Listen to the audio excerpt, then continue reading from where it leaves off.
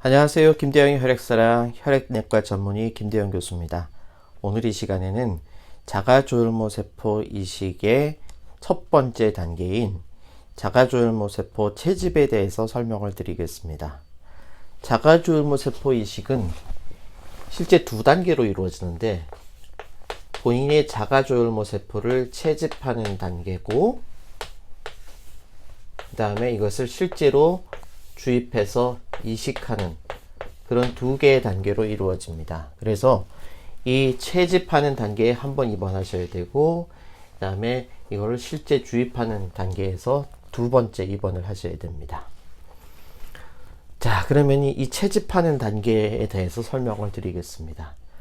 환자분이 먼저 입원을 하시면 입원한 이후에 중심정맥관이라는 것을 삽입하는 경우가 많습니다. 이 경우는 왜 그러냐면 우리가 자가조혈모세포 이식을 하기 전 이 세포를 채집할 때에 보통 이 골수에서 뽑는 것보다는 팔에 있는 혈관에서 또는 말초 혈관에서 직접 조혈모세포를 채집하는 경우가 많은데 이렇게 말초 혈관에서 채집을 할 때는 환자분이 대부분 장기간의 치료를 받고 여러 가지 나이가 많다든지 요소들에 의해서 혈관 자체가 좋지 않으신 경우가 많습니다. 그런데 이렇게 좋지 않은 팔의 혈관에다가 관을 삽입해서 관을 꽂아서 채집을 하게 되면은 강한 압력을 통해서 혈액을 뽑아내서 기계에 돌려야 되는데 이 기계로 돌리는 도중에 압력 때문에 혈관이 짜부라드는 현상이 벌어집니다.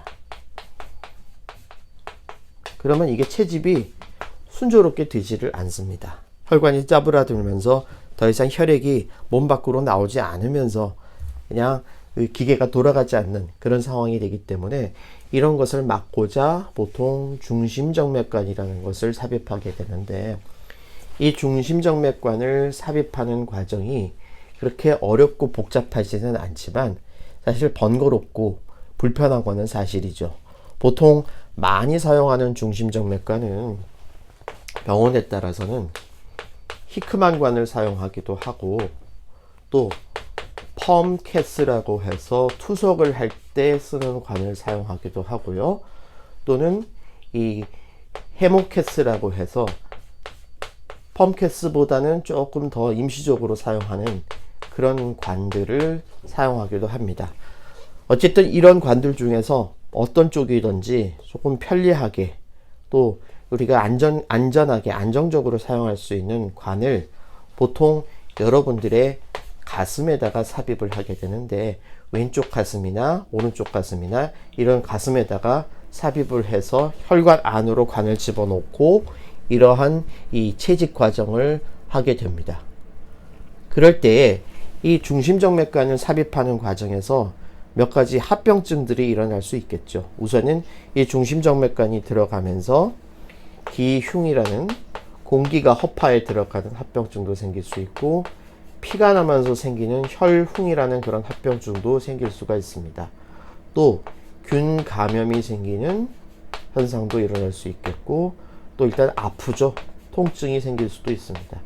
그래서 이러한 합병증이 있지만 숙련된 영상의학과 또는 흉부외과 교수님이 직접 시술을 하시면 대부분 별 문제가 없이 잘 삽입하는 경우가 많습니다. 물론 환자분의 상태에 따라서는 혈관 상태가 아주 좋고 이걸 삽입할 필요가 없이도 충분히 이러한 조혈모세포 채집을 진행할 수 있겠다 싶은 분들은 중심정맥관을 넣지 않고 진행하기도 합니다.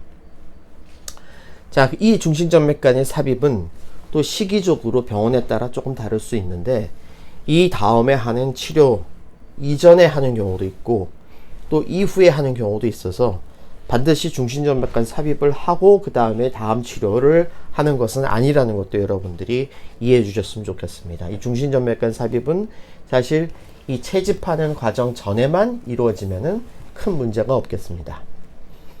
자, 그 다음에는 이제 항암 치료라는 방법이나 조혈모 촉진제라든지 조혈모세포 가동제라는 것을 사용을 하는데 이러한 약제를 사용하는 이유는 이제 다음과 같습니다. 첫 번째는 이제 항암 치료를 사용하는 경우인데요. 우리 몸에 어떤 식으로든지 항암제가 들어오면은 이 항암제는 우리 몸의 골수 기능을 일시적으로 약화를 시키죠. 골수 기능이 떨어지면서 백혈구, 적혈구, 혈소판과 같은 세포들이 줄어들게 됩니다. 물론 이렇게 골수 기능이 떨어지는 것이 영구적으로 되는 게 아니라 어느 정도의 시간이 지나면은 다시 회복하게 되어 있습니다. 보통 약제의 종류에 따라 다르지만은 회복까지 걸리는 시간이 일주일에서 열흘 정도 걸리는데, 이 시기가 지나고 나면은 이제 백혈구가 슬슬 올라오기 시작하면서 이 백혈구가 올라오는 시기에 골수에서 이 말초 혈액으로 다량의 조혈모 세포가 흘러나오게 됩니다. 그래서 이때를 기다려서 채집을 하는 원리를 가지고 있습니다. 동시에 항암제를 쓰게 되면은 이 항암제 성분들이 우리가 그 조혈모 세포 이식을 하는 분의 원래 가지고 있던 질환, 림프종이나 다발골수종이나 이런 질환에서도 어느 정도는 약효를 볼 수 있기 때문에 이러한 약효까지 동시에 기대하면서 조혈모 세포도 채집하는 그러한 목적에서 이제 항암 치료를 사용을 하게 됩니다. 사용하는 항암제는 다양한 약제가 있고 그 약제에 따라서 부작용들이 조금씩 다를 수 있기 때문에 이 부분에 대해서는 여러분의 담당 교수님과 상의를 하시기 바랍니다.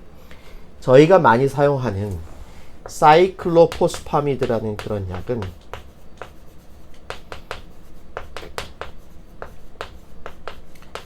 이 약 자체가 이제 구역질을 좀 만들 수가 있고, 약에 의해서 좀 피부 가려움이라든지 또는 소변의 염증, 소변의 혈뇨, 피 오줌이 나는 그런 문제가 가끔 있는데, 사실 이러한 문제들을 제외하면은 안전하게 사용할 수 있는 그런 약제입니다. 그리고 항암 치료를 하면서 동시에 조혈 촉진제라는 것을 사용을 합니다. 조혈 촉진제는 보통 우리가 G, C, S, F 이렇게 얘기를 많이 하는데, 조혈 촉진제의 종류에도 여러 가지 종류가 있고 어떤 약제를 어떠한 일정으로 어떤 용량으로 사용하는지는 병원에 따라서 조금씩 다릅니다. 단순히 항암제만 사용했을 때 골수 기능이 올라오는 것보다는 조혈 촉진제를 사용을 함으로써 이런 백혈구나 적혈구 혈소판들이 올라오는 그 속도나 양 자체가 더 많아지기 때문에 조혈 촉진제를 사용을 합니다만, 역시 이것도 병원에 따라서는 조혈 촉진제를 사용하지 않고 채집하는 경우도 있기 때문에 반드시 절대적인 것은 아닙니다.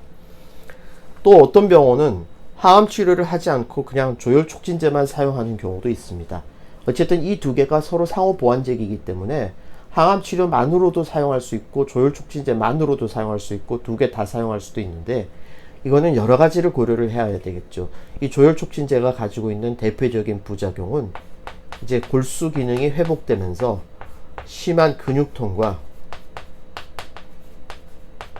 몸살 같은 그런 증상을 만들게 됩니다. 그래서 이러한 증상들이라든지 여러 가지 부작용을 감안을 해서 항암 치료만 선택하시는 경우도 있고, 또 항암제가 필요 없이 나는 조혈 촉진제만으로도 그냥 충분히 모을 수 있다, 이런 병원 의사 선생님도 있습니다. 그래서 그럴 경우는 또 조혈 촉진제만 씁니다. 저 개인적으로는 보통 항암 치료와 조혈 촉진제 두 가지를 다 사용을 해서 조혈모 세포 채집을 하고 있습니다. 또 이러한 치료 말고도 요거는 조혈모 세포 가동제라는 걸 쓰는데, 이 약제는 어떠한 효과를 가지고 있냐면은, 우리 조혈모 세포는요, 이 세포가 골수 기능으로 돌아가기 위해서 여러 가지 신호를 받습니다. 그 신호에 의해서 조혈모 세포가 골수 안으로 들어가서 이 자체가 다시 자리를 잡게 되는 그러한 신호가 있고, 이 신호를 받는 이 수용체라는 일종의 안테나 같은 것들이 있는데, 이 조혈모 세포 가동제라는 거는 이 신호를 받는 안테나 자체를 차단시켜 버려서 조혈모 세포가 골수로 다시 돌아가지 못하고 말초 혈액에 그냥 떠돌아다니게 만드는 그런 효과를 가지는 약제입니다. 그래서 최근에 많이 사용되고 있고, 단지 조혈모 세포 가동제는 이제 부작용도 부작용이지만 비용 자체가 상당히 고가이기 때문에 이런 항암 치료 조혈 촉진제를 썼음에도 불구하고 조혈모 세포가 잘 모이지 않는 분이라든지, 또는 처음에 여러 가지 조건상 조혈모 세포를 이러한 방법으로 모으기가 어렵겠다 판단되는 분에 한해서는 여러 가지 기준을 적용을 해서 보험 급여가 되고 또 그런 분에 한해서 사용을 하고 있습니다. 하지만 담당 교수님 판단에 이분은 이러한 치료는 도저히 모을 수가 없겠다, 또는 이러한 치료를 했을 때 부작용이 많을 것 같아서 처음부터 조혈세포 가동제를 사용해야 되겠다 하는 분들은 이제 보험이 안 되는 비보험, 비급여로도 이제 사용하는 경우가 있는데, 역시 이 경우에 대해서도 담당 교수님, 담당 의사 선생님과 꼭 상의를 해서 중요한 결정을 하시기 바랍니다. 자, 이러한 항암치료 조혈촉진제 또는 조혈세포 가동제를 사용을 해서 우리가 이제 세포를 모으기 시작하면은 이제 본격적으로 채집을 하게 되겠죠.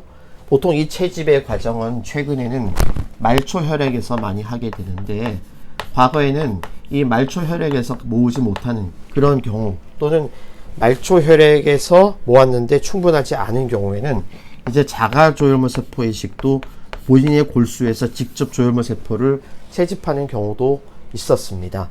그냥 최근에는 이렇게 항암치료 또는 조혈촉진제를 써서 모으지 못하는 경우 조혈세포 가동제를 사용하는 경우가 더 많아지면서 직접 골수에서 조혈모 세포를 뽑아서 모으는 그런 경우는 점점 줄어들고 있습니다. 하지만 마지막 단계에서 사용할 수 있는 것은 이제 골수에서 뽑는 경우도 있을 수 있다, 이렇게 이해하시면 되겠습니다. 그런데 이렇게 채집을 하는 과정이 말초에서 이루어지다 보니까 보통은 어떤 식으로 진행이 되냐면은, 이 조혈모 세포를 채집하는 뭐 조혈모 세포실이라든지 세포 채집을 하는 방으로 가서 직접 이 중심정맥관 또는 그 환자의 혈관에다가 이제 기계를 연결을 하고, 기계는 이제 나오는 관과 들어가는 관 두 개가 있고, 이 나오는 관을 통해서 혈액이 바깥으로 나와서 기계를 돌려서 이 기계 안에서 본인의 조혈모 세포만 채집해서 골라내고, 나머지 혈액세포들은 전부 다 다시 환자의 몸으로 돌려주는 그런 형태를 띠게 됩니다. 그래서 이러한 과정은 보통 사람에 따라서 3시간에서 6시간 정도 진행이 되고, 한 차례 모았는데 그날 저녁에 그 조혈모 세포 채집된 양을 기계를 통해서 직접 세서 그 양을 계산을 해가지고 충분한 양이 모아지지 않았다 하면은 그 다음날 똑같은 과정을 또 반복을 해서 우리가 원하는 양이 모일 때까지 반복을 하게 됩니다. 이때 채집을 할 때 여러 가지 부작용들이 있을 수 있는데, 첫 번째는 이 채집하는 과정에서 다량의 혈액이 바깥으로 빠져나오기 때문에 혈압이 떨어지거나 일시적으로 어지러운 그런 현상이 벌어질 수 있습니다. 아주 심한 경우에는 이제 쇼크까지 올 수 있다고 하는데, 실제로 이 정도까지 올 수 있는 경우는 흔치 않고, 이제 이 기계를 작동하는 선생님들이 이러한 쇼크나 혈압이 너무 많이 떨어지는 것들을 막기 위한 조치를 하기 때문에 안전하게 할 수 있습니다. 또 혈액이 몸 바깥으로 나와서 흘러다니는 도중에서, 혈액이라는 건 몸 바깥으로 나오면 굳게 돼 있거든요. 그래서 이걸 굳는 것을 막기 위해서 응고를 막는 응고 방지제라는 물질을 주입하는데, 이 응고 방지제의 원리는 우리 몸의 혈액이 굳을 때 꼭 필요한 성분 중에 하나가 칼슘입니다. 칼슘이 없으면 혈액이 굳지 않습니다. 그래서 이 칼슘을 제거하는 그런 약제를 사용하게 되는데, 이 칼슘을 제거하는 과정에서 우리 몸의 칼슘 수치가 떨어지고, 그 떨어지는 칼슘 수치에 의해서 여러 가지 부작용이 나오게 됩니다. 우리 몸에서 칼슘이 떨어지게 되면은 입 주변이 저릿저릿하고 얼얼하다든지, 손발에 힘이 떨어진다든지, 이러한 손발에 원치 않는 이상한 이런 이 근육 수축 반응이 일어났다든지, 이런 반응들이 일어나게 되는데, 이것을 우리가 막기 위해서 이 채집을 하기 직전에 칼슘 수치를 재고, 끝난 다음에도 칼슘 수치를 재서 이 칼슘이 떨어져 있으면 보충을 하는 방식으로 해결을 합니다. 그리고 이 채집하는 과정에서 우리 몸에 혈액이 나와서 한번 기계를 돌아서 식어서 몸 안으로 들어가기 때문에 사실은 굉장히 추위를 많이 타시게 되고, 이 추위를 방지하기 위해서 이제 담요를 덮어드린다든지 아니면 따뜻한 공기를 불어넣어 드린다든지, 이런 방법으로 해서 여러분들을 보호하고 있습니다. 이렇게 해서 충분한 양이 채집이 됐다 그러면은, 이렇게 채집된 조혈모 세포는 적당한 크기, 적당한 횟수로 이 비닐봉지에다 담아서, 보통 액체질소라는 굉장히 저온에 있는 냉동 탱크에다가 넣어서 보관을 합니다. 이렇게 보관을 한 조혈모 세포는 보통 냉동하는 과정에서 10에서 20%의 조혈모 세포가 죽는 그런 부작용은 있지만 이 부작용 어떤 손실을 제외하고서는 대부분 안전하게 상당히 반영구적으로 보관할 수 있기 때문에 한번 보관한 조혈모세포는 나중에도 얼마든지 쓸 수 있는 그런 장점이 있습니다. 이렇게 모든 과정이 다 끝나고 환자분의 몸 상태가 회복이 돼서 퇴원이 가능하다 하면은 퇴원을 하게 되면서 조혈모세포 채집이 끝나게 됩니다. 자, 정리하겠습니다. 자가조혈모세포를 채집하는 그런 과정을 말씀드리면 우리가 자가조혈모세포 이식은 채집과 이식 두 단계로 이루어진다. 그 중에서 채집의 단계를 보면은 첫 번째는 입원을 하시고 혈관 상태가 좋지 않은 분들은 이러한 종류의 관을 삽입하는 그러한 과정을 거치게 되는데 이러한 과정에서 기흉, 혈용, 감염, 통증과 같은 그런 부작용이 있을 수 있다. 하지만 잘하는 분이 하시면은 되게 문제가 없다. 그리고 조혈모세포를 골수 안에서 말초 혈액으로 끌어나오기 위해서 사용하는 방법 중에는 항암치료, 조혈촉진제, 그리고 조혈세포 가동제 이렇게 세 종류가 있고 이러한 세 종류를 적절하게 잘 조합을 해서 골수 안에 있는 조혈모세포를 말초 혈액으로 끌어당겨서 채집하기 쉽게 만든다. 그리고 이 과정에서 이제 여러 가지 부작용들이 생길 수 있는데 특히 조혈촉진제를 쓰게 되면은 이제 근육통이라든지 몸살이라든지 이런 증상들이 올 수가 있고 또 항암 치료를 사용했을 때는 백혈구가 떨어지기 때문에 이 과정에서 균 감염 즉 염증이 생길 수 있다. 그래서 어느 정도 수준까지 이제 회복이 됐다. 백혈구가 올라오기 시작하고 조혈모세포를 채집할 수 있는 단계가 됐다 하면은 보통 말초 혈액에서 조혈모세포를 채집을 하는데 이때 중심정맥관 또는 팔에다가 혈관을 기계 연결해서 기계가 돌아가면서 조혈모세포를 골라내고 나머지 정상적인 세포들은 다시 환자에게 넣어드리는 과정을 하고 있고 이렇게 채집하는 과정에서 올 수 있는 것들은 이제 혈액에 빠져나가면서 혈압이 떨어지거나 쇼크가 일어날 수 있고 칼슘을 응고시키는 걸 방해하는 그런 성질 때문에 이 칼슘을 떨어뜨리는 약제를 쓰는데 그 과정에서 손발이 저리거나 입주위가 얼얼하거나 손발에 이상한 움직임이 나올 수 있다. 또 이러한 채집하는 그 조혈모세포들을 적당하게 얼려서 보관을 하면은 이걸 반영구적으로 사용할 수 있고 이런 과정들이 모두 끝나면은 환자분은 1차 채집 과정을 마치고 퇴원을 하시면 됩니다. 예, 오늘도 혈액질환으로 치료받으시는 저희 환우분들과 그 가족들의 건강과 행복을 기원합니다. 감사합니다.